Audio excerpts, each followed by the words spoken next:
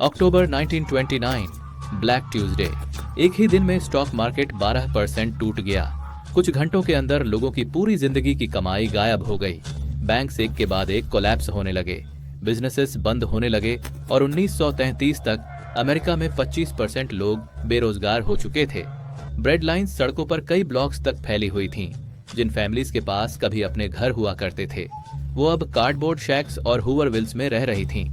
अब मैं बच्चों से क्या कहूँ, कोई बात नहीं। जेफ, उन्हें बोलो हम कुछ ना कुछ कर लेंगे, हम हमेशा कर लेते हैं। लेकिन इस बार वो कुछ नहीं कर पाए, बहुत लंबे समय तक नहीं। उनके बच्चे ऐसे बड़े हुए जहाँ पेट भरा होना मतलब बस इतना था कि भूख से रोना ना पड़े। फिर फ्रैंकलिन रूजवेल्ट आया और उसने पूरा सिस्टम बदलने की कोशिश की। पब्लिक वर्क्स, रिलीफ प्रोग्राम्स, नई एजेंसीज। अमेरिका ने पहली बार इतना बड़ा गवर्नमेंट इंटरवेंशन देखा। न्यू डील ने मिलियंस लोगों को वापस काम दिया। ब्रिजेस बने, डैम्स बने, हाईवेज बने और सच कहें तो मदद भी हुई। लेकिन इससे प्रॉब्लम खत्म नहीं हुई। क्रैश के पूरे 10 साल बाद 1939 में भी अनएम्प्लॉयमेंट करीब 15% थी। लेकिन फिर अचानक we interrupt this broadcast, the Japanese have attacked Pearl Harbor, the United States is at war. और बस एक रात में सब कुछ बदल गया। जो फैक्ट्रीज सालों से धूल खा रही थीं, वो फिर से चलने लगी। लेकिन इस बार ट्रैक्टर्स नहीं, टैंक्स बन रहे थे। 17 मिलियन नई जॉब्स पैदा हुई। फोर्ड की असेंबली लाइंस अब कार्स नहीं, बॉम्बर्स बना रही थीं। डिफेंस स्पेंडिंग जीडीपी के सिर्फ 1.4% से बढ़कर 37% के ऊपर पहुंच गई। अनएम्प्लॉयमेंट 2% से भी नीचे गिर गई। जेफ को क्लीवलैंड टैंक प्लांट में नौकरी मिल गई। कई सालों में पहली बार उसके घर में स्टेडी पेचेक आया और पेपर पर अमेरिका अचानक शानदार दिखने लगा। फिर बाद में कीन्सियन इकोनॉमिस्ट्स ने ये सब देखा और कहा, ऑब्वियसली जब लोग स्पेंडिंग बंद कर देते हैं तब गवर्नमेंट उनके लिए स्पेंडिंग करती है। वर्ल्ड वॉर 2 ने इसे प्रूव कर दिया। Case closed. राइट, चलो इस so called war time prosperity को टेस्ट करते हैं। साल है 1944। जेफ की फैमिली किचन टेबल पर बैठी है। अगले महीने तक शुगर कूपन्स खत्म हो चुके हैं और पूरे हफ्ते के लिए मीट एलोकेशन सिर्फ 2 पाउंड्स रह गया है। वेल, कम से कम न्यूज़पेपर के हिसाब से हम पहले से कहीं ज्यादा प्रॉस्परस हैं। ग्रेट। मैं बच्चों से कह देता हूँ, न्यूज़पेपर खा लें। यही था उन नंबर्स के पीछे का असली सच। हाँ, जीडीपी आसमान छू रही थी, लेकिन अमेरिकन्स अपनी हिस्ट्री के सबसे कठोर रेशनिंग सिस्टम के नीचे जी रहे थे। गैसोलीन, मीट, शुगर, कॉफी, चीज, यहाँ तक कि शूज भी रेशन्ड थे। 1942 के बाद कार प्रोडक्शन तक बैन कर दी गई थी। 1944 तक एग्स और डेयरी छोड़कर लगभग हर चीज गवर्नमेंट कंट्रोल में थी। अमेरिकन्स अपनी इनकम का 25% से ज्यादा सेव कर रहे थे, लेकिन इसलिए नहीं कि वो अचानक फाइनेंशियली रिस्पॉन्सिबल बन गए थे। असल में खरीदने के लिए कुछ था ही नहीं। यही ट्रिक थी। वॉर टाइम बूम एक स्टैटिस्टिकल इल्यूजन था। जीडीपी में वही $10 मिलियन जुड़ते हैं, चाहे कोई फैमिली एक घर बनाए या गवर्नमेंट एक बॉम्ब बनाकर समुद्र में गिरा दे। नंबर सेम रहता है, लेकिन फैमिली के लिए आउटकम बिल्कुल अलग होता है। जेफ पहले से ज्यादा पैसा कमा रहा था, लेकिन उसका परिवार उस समय से भी कम खा रहा था जब वो बेरोजगार था। लेकिन असली टेस्ट तो वॉर खत्म होने के बाद आया। 1945 गन्स शांत हो चुके थे। 10 मिलियन सोल्जर्स जॉब मार्केट में लौटने वाले थे। गवर्नमेंट स्पेंडिंग 60% से ज्यादा गिरने वाली थी। होली क्रैप, बिना गवर्नमेंट स्पेंडिंग के हम हिस्ट्री की सबसे बड़ी अनएम्प्लॉयमेंट और इंडस्ट्रियल डिजास्टर देखने वाले हैं। ये बोल्ड क्लेम है प्रोफेसर सैमुअल्सन। मैं फ्यूचर नोबेल प्राइज विनर हूँ। लिख लो इसे प्रोफेसर। मैं वायलेंस एपिडेमिक प्रिडिक्ट कर रहा हूँ और मैं भी फ्यूचर नोबेल लॉरिएट हूँ। You are welcome gentleman. मैं प्रेसिडेंट ट्रूमन हूँ और मैं भी कह रहा हूँ मास अनएम्प्लॉयमेंट। अब तय है तो सब अग्री थे। गवर्नमेंट स्पेंडिंग खत्म हुई तो अमेरिका कोलैप्स हो जाएगा, लेकिन वो सब पूरी तरह गलत थे। बॉम्ब फैक्ट्रीज, अप्लायंस फैक्ट्रीज बन गईं, टैंक प्लांट्स वापस शेवरोलेट्स बनाने लगे, शिपयार्ड्स डिस्ट्रॉयर्स छोड़कर फिशिंग वेसल्स बनाने लगे। 20 मिलियन से ज्यादा लोग वॉर रिलेटेड जॉब्स से बाहर आए। फिर भी अनएम्प्लॉयमेंट सिर्फ 3.9% तक पहुंची। बाद में ट्रूमन ने खुद कहा, यह किसी भी नेशन का वॉर से पीस में सबसे तेज और सबसे विशाल इकोनॉमिक ट्रांजिशन था। इकोनॉमी सिर्फ स्पेंडिंग कट्स से बची नहीं, वो उन्हीं की वजह से फिर से जिंदा हो गई।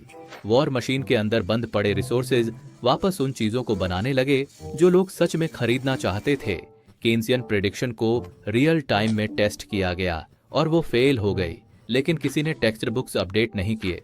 तो अगर वॉर ने इकोनॉमी को फिक्स नहीं किया, फिर किया किसने?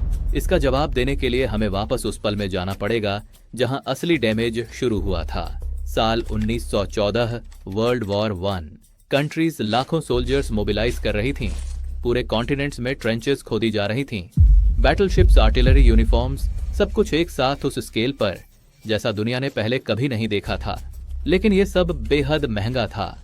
इतना महंगा कि गवर्नमेंट्स के पास पैसा खत्म होने लगा।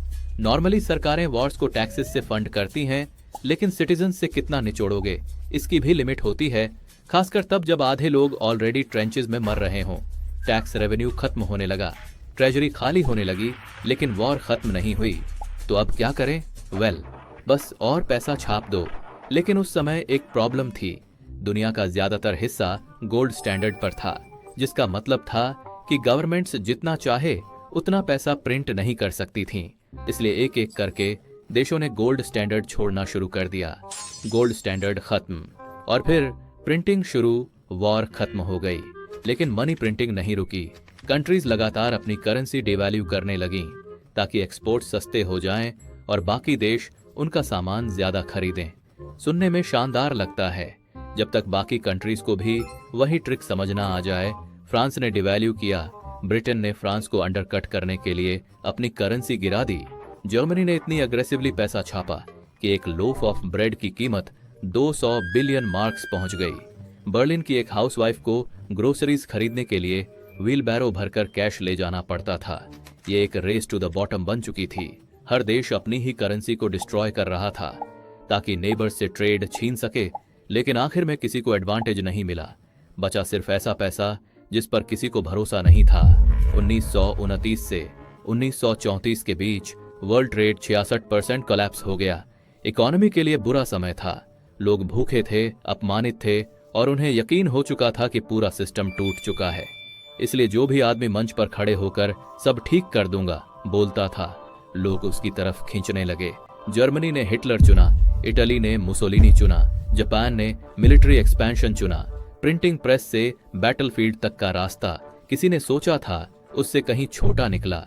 फिर 1944 में 44 देशों के डेलीगेट्स न्यू हैम्पशायर के एक विशाल होटल में इकट्ठा हुए और आखिरकार उन्होंने इकोनॉमी को स्टेबलाइज करने का तरीका ढूंढ लिया।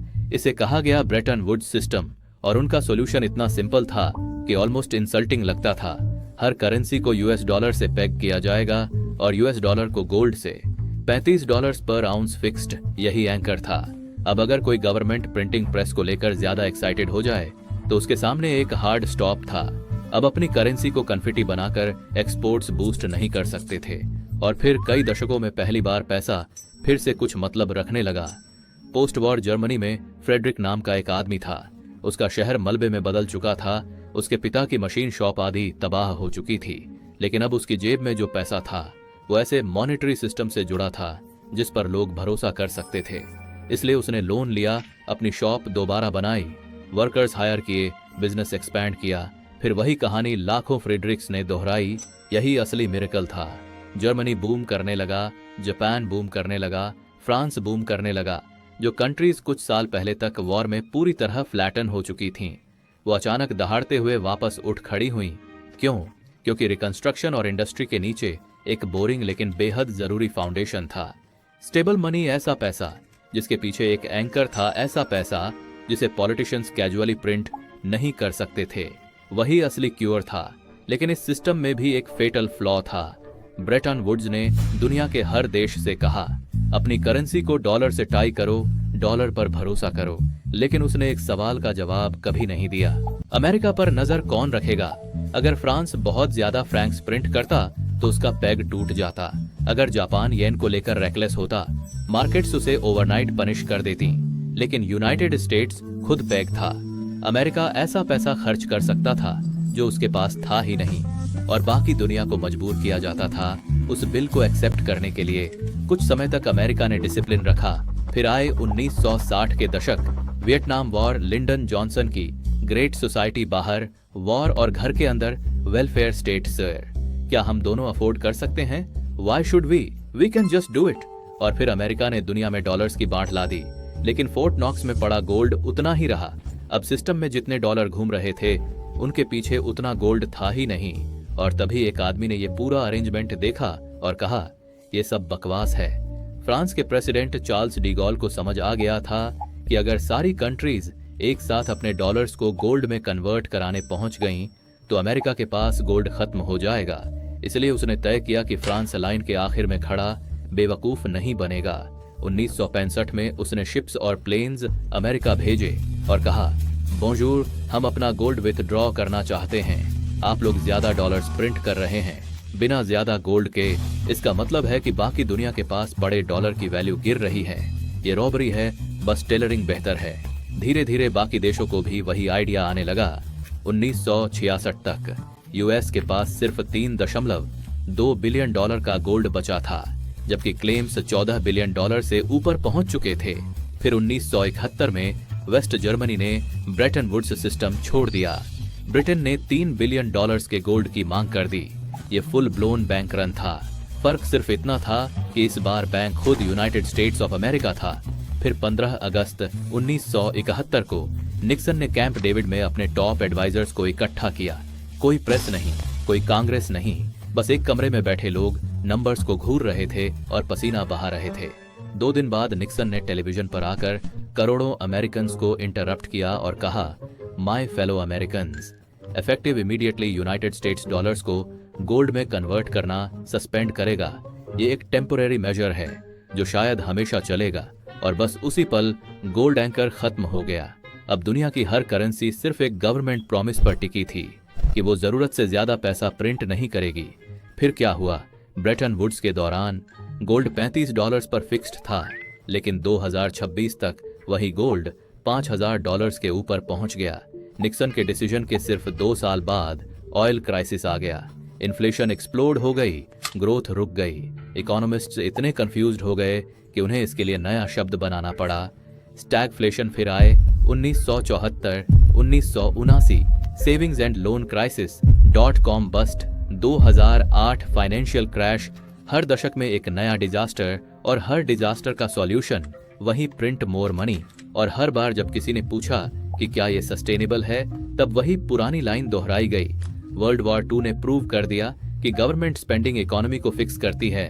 नहीं, उसने ऐसा प्रूव नहीं किया था, लेकिन ये मिथ बचा रहा क्योंकि वो यूजफुल था। अगर लोग मान लें कि वॉर स्पेंडिंग प्रॉस्पेरिटी लाती है, तो डेफिसिट्स स्मार्ट लगने लगते हैं, मनी प्रिंटिंग नेसेसरी लगने लगती है और हर क्राइसिस उसी चीज को और बढ़ाने का एक्सक्यूज बन जाती है जिसने इंस्टेबिलिटी पैदा की थी। जैसा कि एक समझदार आदमी ने कहा था, समाज की बुनियाद को गिराने का सबसे सटल और सबसे श्योर तरीका है उसकी करेंसी को बर्बाद कर देना।